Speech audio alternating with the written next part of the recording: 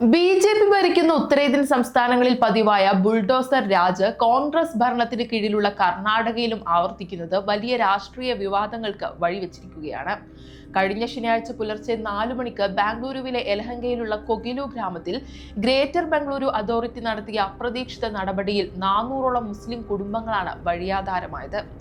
ഡിസംബറിലെ അതിശൈത്യത്തിൽ കുഞ്ഞുങ്ങളും ഗർഭിണികളും വയോധികരും അടങ്ങുന്ന 3000ഓളം മനുഷ്യരെ ഒരു പുതപ്പ് പോലും എടുക്കാൻ അനുവദിക്കാതെയാണ് 150ഓളം പോലീസുകാരുടെ സാന്നിധ്യത്തിൽ അധികൃതർ കുടിയൊഴിപ്പിച്ചത്.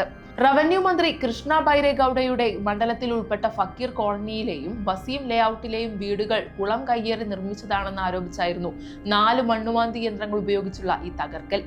തങ്ങൾ 25 വർഷമായി ഇവിടെ താമസിക്കുന്നവരാണെന്നും ആധാർ, വോട്ടർ ID രേഖകൾ കൈവശമുണ്ടെന്നും താമസക്കാർ കരഞ്ഞു പറഞ്ഞെങ്കിലും അധികൃതർ ചെവികൊണ്ടില്ല.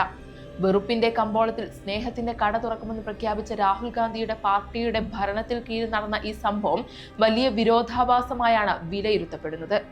ഉത്തരേന്ത്യയിൽ ബി.ജെ.പി. സർക്കാർ ഇത്തരം നടപടികൾ സ്വീകരിക്കുമ്പോൾ ഭരണഘടനാ വിരുദ്ധമെന്ന് വിമർശിക്കാറുള്ള കോൺഗ്രസ് കർണാടകയിലെ ഈ മനുഷ്യാവകാശ ലംഘനത്തിൽ മറുപടി പറയാൻ ബാധ്യസ്ഥനാണെന്ന് വിമർശകർ ചൂണ്ടിക്കാണിക്കുന്നു. നിലവിൽ ന്യൂനപക്ഷ commission chairman U Nisar Ahmed പ്രദേശം സന്ദർശിച്ച് പരിഹാര നടപടികൾ വാഗ്ദാനം ചെയ്തിട്ടുണ്ടെങ്കിലും പാർശ്വവൽക്കരിക്കപ്പെട്ട സമൂഹത്തിന് നേരെയുള്ള ഈ ഭരണകൂട വേട്ട ജനാധിപത്യത്തിന് തന്നെ വെല്ലുവിളിയായി തുടരുന്നു.